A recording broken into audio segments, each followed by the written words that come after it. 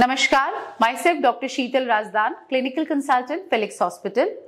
Welcome in our Doctor Live. आज हमारे साथ है doctor Bawar Lal, senior consultant urologist, Felix Hospital. आज हम डॉक्टर साहब से बात करें। नमस्कार सर। आज हम डॉक्टर साहब से बात करेंगे यूरोलॉजिकल कैंसर्स के बारे में। सर स्टार्ट करेंगे ब्लैडर कैंसर किस टाइप का कैंसर होता है और किस वजह से होता है, क्या क्या प्रॉब्लम्स आती हैं? यूरोलॉजिकल कैंसर्स में मुख्य रूप से kidney cancer, bladder cancer, prostate cancer, testicular and penile cancers, ये सारे यूरोलॉजिकल कैंसर्स में आते हैं। जो ब्लैडर कैंसर की हम बात करें तो ये और यूरोलॉजिकल कैंसर्स के बजाय थोड़ा ज्यादा कॉमन है और इसका मुख्य कारण है तंबाकू। चाहे वो किसी भी स्वरूप में हो, सिगरेट हो, बीड़ी हो, तंबाकू का खाना हो, जर्दा है, नस्वार के रूप में जो तंबाकू लिया जाता है। और 50% of bladder cancers are due to tobacco. अगर टोबैको का यूज नहीं है तो हमारे 50% ब्लैडर कैंसर्स कम हो सकते हैं।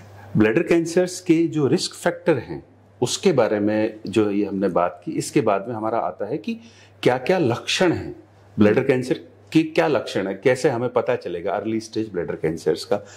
तो पेशाब में खून आना, ये एक मुख्य लक्षण है ब्लैडर कैंसर्स का। अब हम इसको ऐसे देखिए, जिन लोगों में पेशाब में खून आता है उनमें से 20% लोगों में ब्लैडर कैंसर होने की संभावना होती है। हर 5 में से एक आदमी जिसके पेशाब में खून आता है वो ब्लैडर कैंसर का शिकार हो सकता है। लेकिन जिनको ब्लैडर कैंसर है 95% लोगों में पेशाब में खून आता है। तो बहुत कम ऐसा होता है कि ब्लैडर कैंसर हो और पेशाब में खून नहीं आए। ऐसा थोड़ा अनयूजुअल है।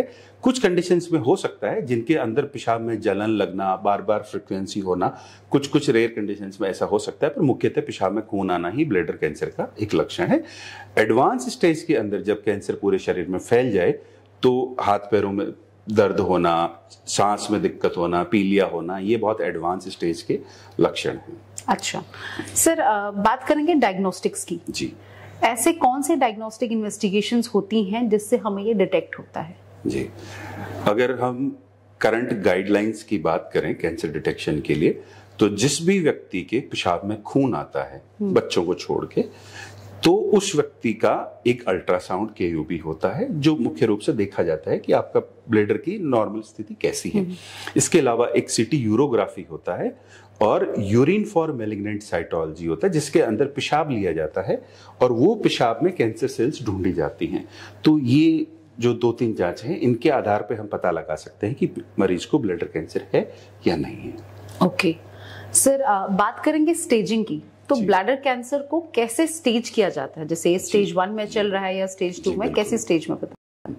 ब्लैडर कैंसर की स्टेजिंग के लिए, ब्लैडर कैंसर की स्टेजिंग थोड़ी सी नॉर्मल कैंसर से अलग होती है क्योंकि इसके अंदर सबसे पहले मरीज की नॉर्मली मुख्य रूप से सोनोग्राफी होकर मरीज आता है। अगर बहुत छोटा ट्यूमर है, यूजुअली 3 सेंटीमीटर का एक कट ऑफ लिया जाता है, 3 सेंटीमीटर से छोटा ट्यूमर है और कोई साथ में एसोसिएटेड कॉम्प्लिकेशन नहीं है उसमें, तो केवल अल्ट्रासाउंड के बेसिस पे भी एक सर्जरी करी जा सकती है जिसके अंदर दूरबीन से ऑपरेशन करके पेशाब की थैली की गांठ को निकाला जाता है। वो गांठ बाद में बायोप्सी में जाती है। बायोप्सी के अंदर पेशेंट की ट्यूमर की स्टेजिंग होके आती है। अगर वो हायर स्टेज में आता है तो अगला इन्वेस्टिगेशन, अगर सिटी यूरोग्राफी पहले नहीं हुआ है तो वो, और एक पैट स्कैन या MRI, इन दोनों के आधार पे कितना उसका स्टेज है, शरीर के किन किन भागों में वो फैला हुआ है, ये सब उससे पता लगाया जा सकता है। पर मुख्य रूप से जो जानने वाली बात यह है कि जो पहला ऑपरेशन जो ब्लैडर ट्यूमर के लिए होता है, that is a part of staging process. Okay, पहले ऑपरेशन होगा, उसके बाद डिटेक्शन होगा इन द स्टेजिंग प्रोसेस। तो उसी के जो बायोप्सी जाती है उसी के बेसिस के ऊपर स्टेजिंग होती है। ओके सर, उसके बेसिस पे उसके बाद ट्रीटमेंट ऑप्शंस क्या है आफ्टर द स्टेजिंग? बिल्कुल। तो ब्लैडर कैंसर को मुख्यतः 3 रूप में विभाजित किया जाता है। 1 इज नॉन इन्वेजिव कैंसर जो अभी ब्लैडर में भी ज्यादा नहीं फैले हैं। ओके। दूसरी स्टेज में आता है मसल इन्वेजिव ब्लैडर कैंसर और तीसरा मेटास्टेटिक ब्लैडर कैंसर। मेटास्टेटिक मतलब जो पूरे शरीर में फैल चुका है।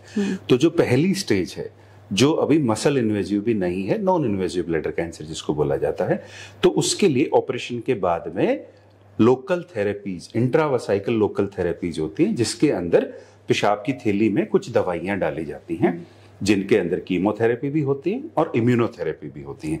तो इसके करने से हम उसका दोबारा रिकरेंस और उसका स्टेज प्रोग्रेशन दोनों को हम कम कर सकते हैं। अगर मसल इन्वेजिव ब्लैडर कैंसर है जो थोड़ा नेक्स्ट स्टेज में जो आता है, तो उसके लिए पेशाब की थैली को ऑपरेशन के द्वारा पूरा निकाला जाता है।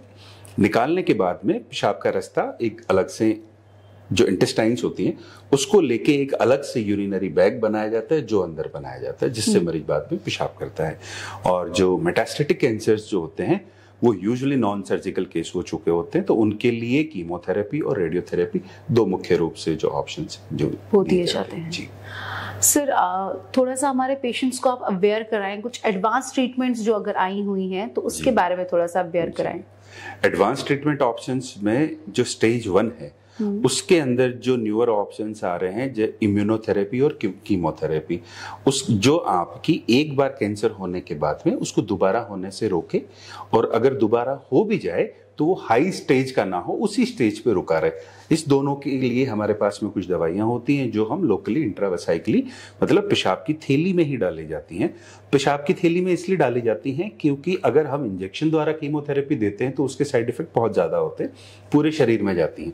इनका केवल टारगेटेड इफेक्ट होता है, तो आपके शरीर में जो बाकी कीमोथेरेपी के लक्षण होते हैं वो साइड इफेक्ट काफी ज्यादा कम हो जाते हैं, तो इसलिए इंट्रावेसाइकल रूट से दिया जाता है।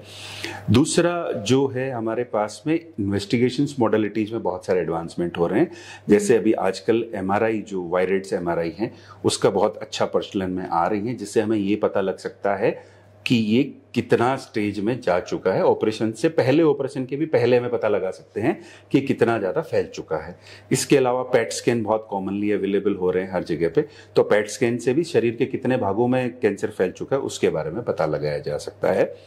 जब हम सर्जिकल मॉडलिटीज के बारे में बात करते हैं तो जिन मरीजों का मसल इन्वेजिव ब्लैडर कैंसर है, जिनका पेशाब की थैली को निकाला जाना है, तो उनमें पेशाब की थैली बनाने के नए नए तरीके अभी आ रहे हैं, जिसके अंदर आंत का एक हिस्सा लेके और एक यूरिन की थैली बनाई जाती है, और वही थैली जो आपकी पुरानी थैली थी उसकी रिप्लेस करती हैं। तो जो ऑर्थोटॉपिक नियो ब्लैडर बोला जाता है, तो इसके अंदर मरीज खुद से नॉर्मली अपने पेशाब के रास्ते से खुद से पेशाब करता है। So, very comfortable रहेगा sir. Yes, it is very comfortable for patient. Otherwise आपका पेट के ऊपर यहाँ पे एक जो स्टोमा बनता है उसके ऊपर आपको स्टोमा बैग लगाना पड़ता है। नहीं, और वो सर बहुत मुश्किल होता है उसका बार बार चेंज करना। Compromises the lifestyle and quality of the patients life, definitely yes. बहुत अच्छे एडवांस ट्रीटमेंट्स आए हैं सर। ये तो जानना चाहेंगे सर, इसके बाद रिस्क फैक्टर्स पे कौन से लोग होते हैं जिन्हें ब्लैडर कैंसर होने के बहुत ज्यादा चांसेस होते हैं? जी, ब्लैडर कैंसर का रिस्क फैक्टर एक तो एज के साथ में बढ़ता है, जैसे जैसे आदमी की उम्र बढ़ती है तो ब्लैडर कैंसर का रिस्क बढ़ता है।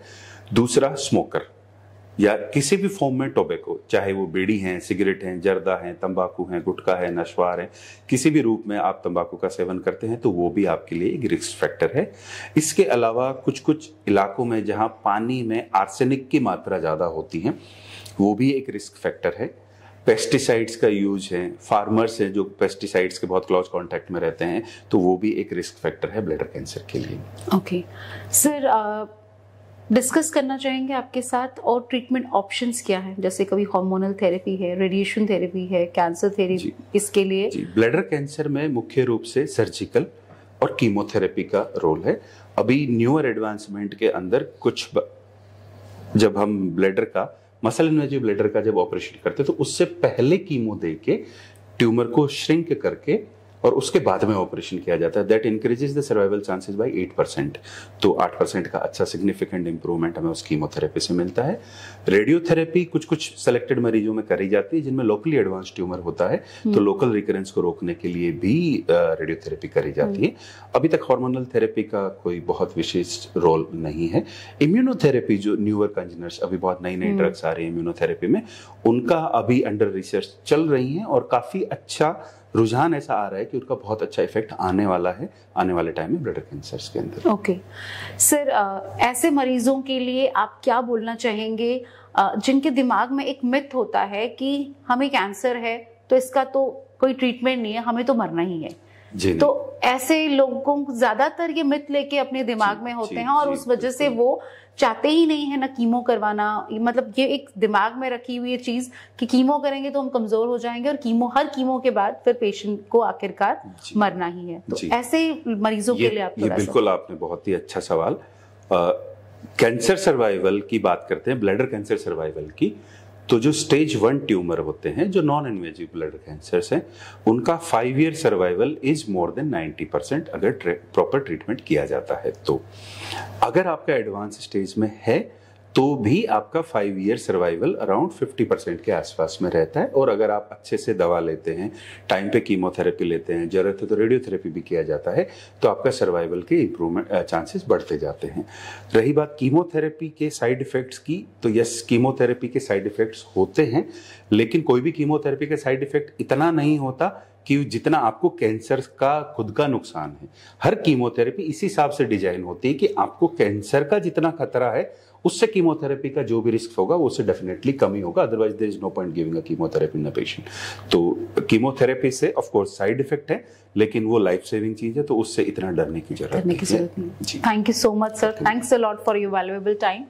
तो आपने आज जाना यूरोलॉजिकल कैंसर्स के बारे में, इसमें ब्लैडर कैंसर हमारा कितना कॉमन है और क्या क्या सिम्टम्स हैं, और सर ने आपको आज बताया कि हमारे पास कितने सारे ट्रीटमेंट ऑप्शंस हैं। और इसके रिगार्डिंग अगर आपके मन में कोई भी क्वेश्चन है तो प्लीज हमारे कमेंट बॉक्स में अपना क्वेश्चन लिखें, अपना फोन नंबर लिखें, हम आपको खुद कॉल करके आपके क्वेश्चंस का आंसर देंगे। Thank you so much. नमस्कार।